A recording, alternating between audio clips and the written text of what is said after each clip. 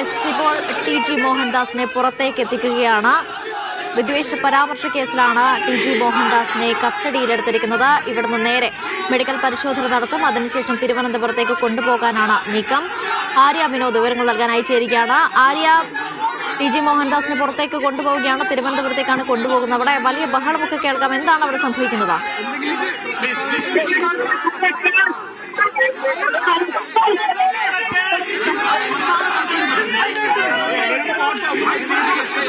ആര്യയുടെ ശബ്ദത്തിൽ ചെറിയ പ്രശ്നമുണ്ട്. ആര്യയിലേക്ക് തിരികെ എത്താം. ഏതായാലും ടി.ജി. മോഹൻദാസിനെ പോലീസ് കസ്റ്റഡിയിലെടുത്ത് നേരെ തിരുവനന്തപുരത്തേക്ക് കൊണ്ടുപോവുകയാണ്. മറ്റ് നടപടികൾ അവിടെ എത്തിച്ചതിന് ശേഷമായിരിക്കും വൈദ്യപരിശോധന നടത്തും. അതിനുശേഷമായിരിക്കും തിരുവനന്തപുരത്തേക്ക് കൊണ്ടുപോവുക.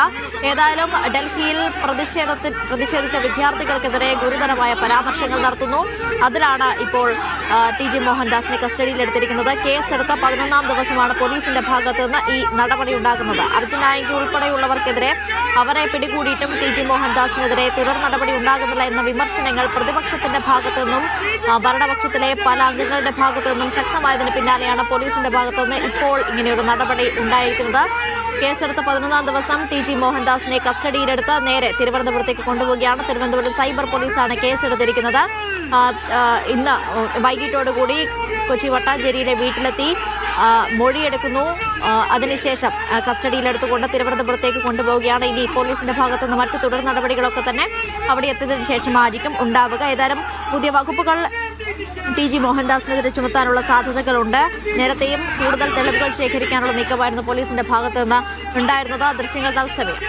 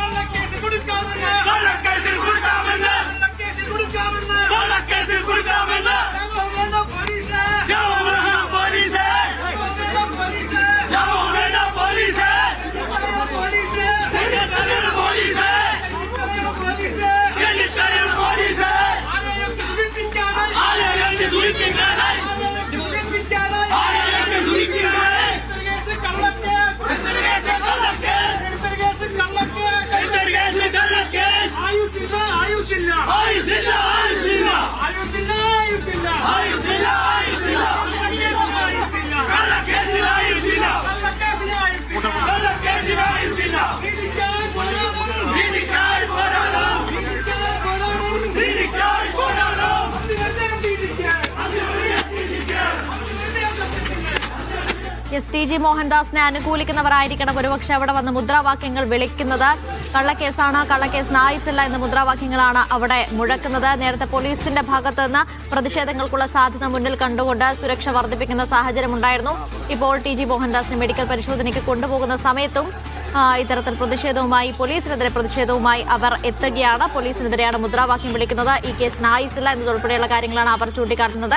ഏതായാലും ടി.ജി. മോഹൻദാസ് നടത്തിയിരിക്കുന്നത് അതിഗുരുതരമായ പരാമർശമാണ്. പോലീസിന്റെ ഭാഗത്തുനിന്ന് നേരത്തെ ഉണ്ടാകേണ്ട നടപടിയായിരുന്നു. 11 ദിവസത്തിന് ശേഷം ഇപ്പോൾ കസ്റ്റഡിയിലെടുത്തുകൊണ്ട് പോലീസ് മുന്നോട്ട് പോവുകയാണ്.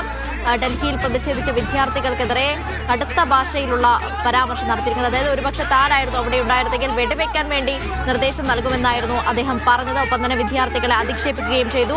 ആര്യ വിനോദ് വിവരങ്ങൾ നൽകാനായി ചേരുകയാണ്. ആര്യ, നിലവിൽ എന്താണ് ഇപ്പോൾ അവിടെ സംഭവിക്കുന്നത്? നേരെ ടി.ജിയെ വൈദ്യപരിശോധനയ്ക്ക് കൊണ്ടുപോയിട്ടുണ്ട്.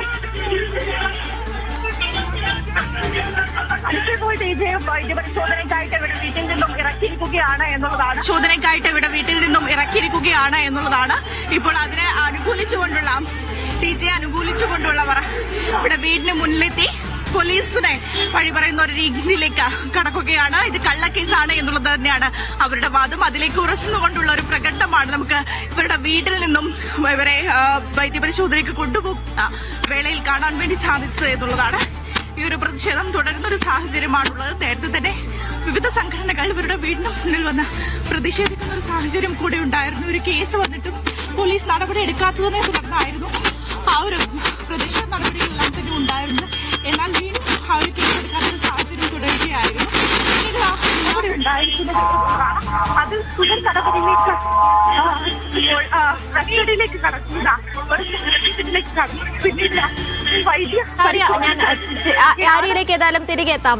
ടി.ജി. മോഹൻദാസിനെ വൈദ്യപരിശോധനയ്ക്ക് വേണ്ടി കൊണ്ടുപോവുകയാണ്.